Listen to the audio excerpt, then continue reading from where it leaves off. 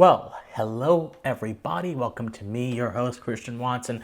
My friends, there is a story that no one is talking about. And the fact that no one is talking about this story in relation to how important and critical it is for the future of how nations in this world can govern matters surrounding to their health and the information concerning their health is rather concerning. The United States' mission, envoy to Geneva, essentially in January of 2022, proposed a set of amendments to a World Health Organization, that is WHO, governing ordinance called the International Health Regulations. For those of you who are unfamiliar, the International Health Regulations were adopted by over 195 or about 195 members of the World Health Organization in 2005. And basically what the International Health Regulations, also known as IHR, do is they essentially enable the World Health Organization to declare a public health emergency if it decides that an infectious outbreak has overtaken a member state.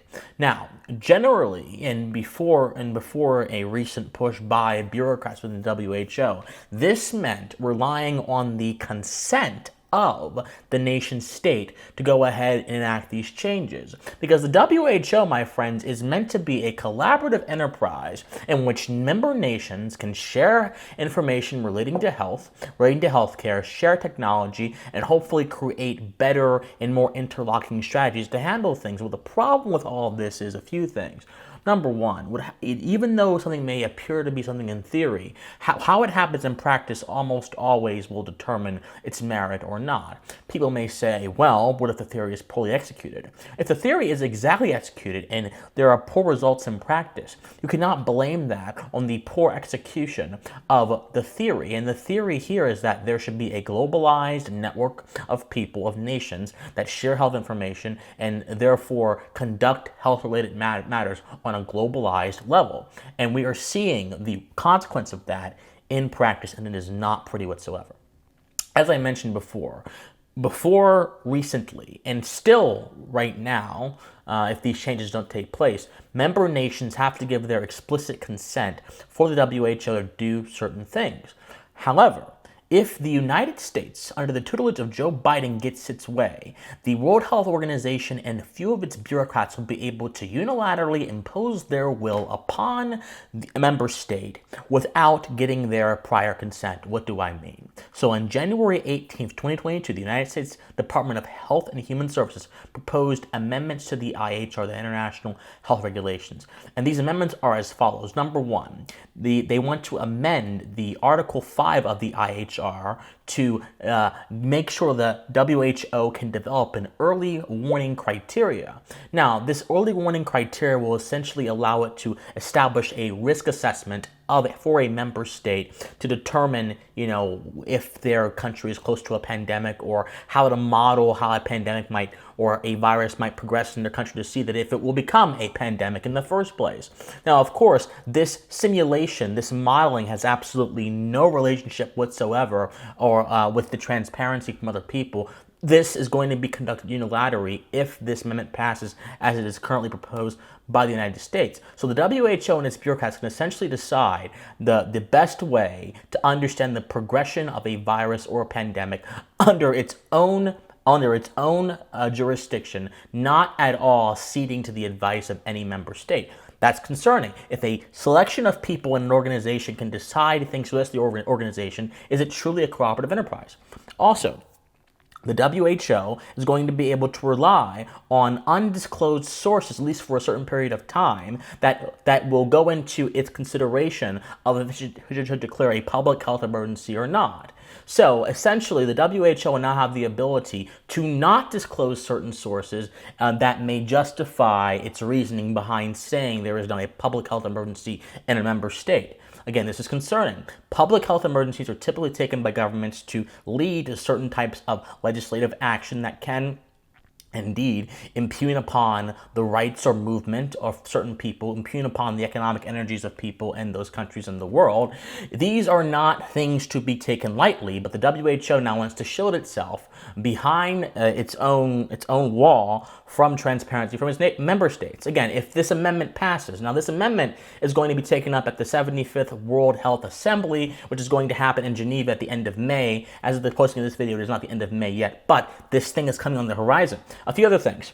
Article 12, the U.S. wants to amend Article 12 of this IHR to essentially allow the Director General of the WHO to consult with the World Health Emergency Committee before they consult, or without consulting with a nation state before they can declare a public health emergency. So essentially, a bureaucrat within the WHO can go into a WHO-created committee, consult them, and get their advice and their assent, and then declare a public health emergency, whereas they no longer need to consult with the member state. So imagine someone, you're in a group, and they're actually going to be able to go into your nation and say, this is happening right here, and I'm going to be able to say this without you checking me. Now, they can consult with you, but they don't have to if this amendment passes. Then, of course, another thing that is quite concerning is that member states have 6 months to reject the amendments that are being proposed here. And if they don't, any rejection after that 6 months will be taken, it will be null and void, and their silence will be assumed as to be acceptance. There's nothing more principally corrupt than that. My friends, there is a lot more in this entire amendment document here that I reviewed that is really concerning, and I'll put it in the comment section and the description below as well, because every single person should understand exactly what's going on here. Also, there's something else that should be known as well. Article 11 of this amendment docket essentially adds a new provision, Provision E, which says that the World Health Organization will determine, it says basically in accordance to Provision 2, that the World Health Organization shall use received information under Article 6 and 8 for the verification, assessment, and assistance purposes under these regulations. So essentially, they're going to provide information to states if they meet a certain criteria. But one of those criteria is Section E, when the World Health Organization determines it is necessary that such information be made available to other states' parties to make informed, timely risk assessments. So the WHO can have a bunch of different information and withhold it from you until they decide they're going to tell you. Once again, this is troubling, because this is no longer a cooperative enterprise. This is becoming more and more. Now, I'm not saying the WHO is ever a cooperative enterprise. Let's understand something. The WHO has been funded by China for quite a few years now. In fact, at the beginning of the pandemic, China gave them millions of dollars, which is obviously a political power move, because the WHO was actually, before the pandemic started, actually kowtowed propaganda from the Chinese Communist Party, essentially saying that China was handling a pneumonia outbreak brilliantly. Now, we eventually realized that it was actually a novel coronavirus, and the WHO had information of this, but instead of coming out and saying, we don't have all the data to make a correct assessment, the WHO essentially said, nope, we're actually going to go ahead and recite Chinese propaganda. This is a BBC documentary that this came out with about this. Once again, the WHO was never an impartial body above reproach. It's always been a body governed by political considerations. And this brings me to my final point. The absurdity of public health. The only reason the IHR exists in the first place, the only reason these international health regulations exist in the first place, is because this idea of public health is considered to be valid and legitimate according to many people. But the truth is, the idea of public health is a conceptual absurdity, a contradiction in terms which makes no sense when applied in reality and only makes sense in a fantasy land. What do I mean? Well, my friends, I'm going to illustrate to you very quickly what I mean, and then hopefully we can get to the end of this video. So I want you, just to demonstrate the absurdity here of this idea of public health, I want you to see a few things. So I have up here the aspiration. This is called a spire. Now, this is a cloud. And the reason I use a cloud is because clouds are above the earth. And if a cloud is above the earth, that particularly means that it's not concerned with what is below it, only what is above it. And I use that to symbolize a place where ideas come from. Now, obviously, ideas don't come from some place outside of the earth. That's what Plato believed. I don't believe in the idea of the forms.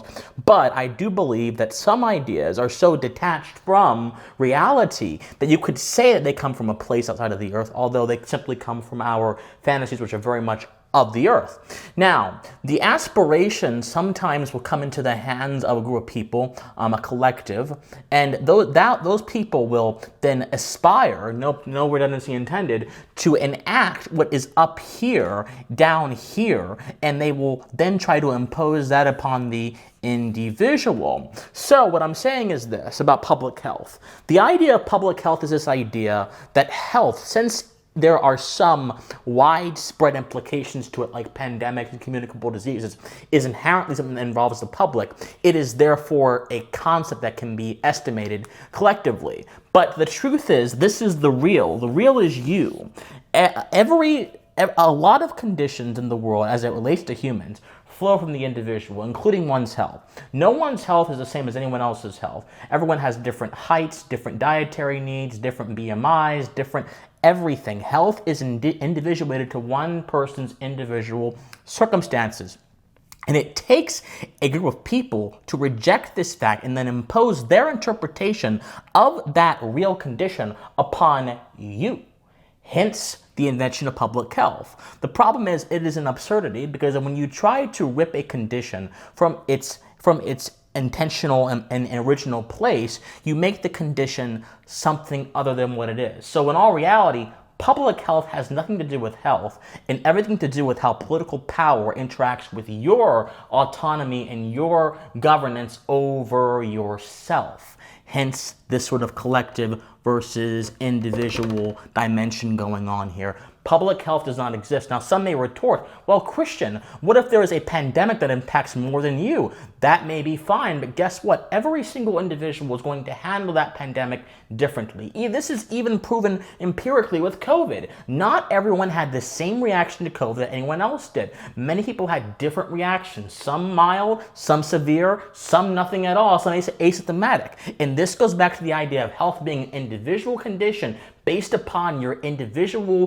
qualities, not based upon what a group has or what a group can claim to have, because groups are nothing more than compositions of individuals, and all individuals have claim to their own health. No one else has claim to someone's health on a definitional level. Health is definitionally individual. And so for an entire governing system like the WHO to be based upon public health is for them to be based upon an absurdity that only exists because certain people want to regulate and usurp your self-governance. Anything that is based upon public health is an attempt to act within the absurd, because there's nothing more absurd than making an individual condition one of a collective when it can only be understood on an individual level. Back to the desk. And ladies and gentlemen, that essentially sums it up. If health can only be understood on an individual level, no matter how other people's health may interact in a social environment, then it ought to follow from that logical premise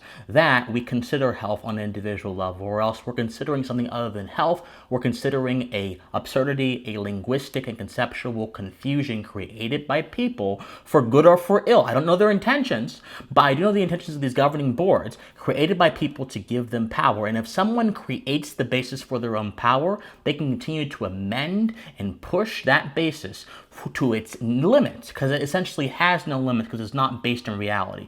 But when one's check on power is based in reality, natural law, empirical observation, those things have clear limits, and they are put out there for us to look at and deduce moral conclusions from. So my friends, the WHO is making us sick simply because it is operating on confusion that is now translating into political absurdities, which are going to end up with member nations having less transparency, less self-governance, and ultimately be more and more dependent on the bureaucrats. If this amendment passes, and even if it doesn't, we should really evaluate our relationship as Americans and Britons and whatever other nationality you guys are with these governing bodies, and we should try to make the case for sovereignty, because sovereignty is a prerequisite to preserving individual liberty, or from protecting individual liberty from the excesses of those who don't care for it and don't understand it.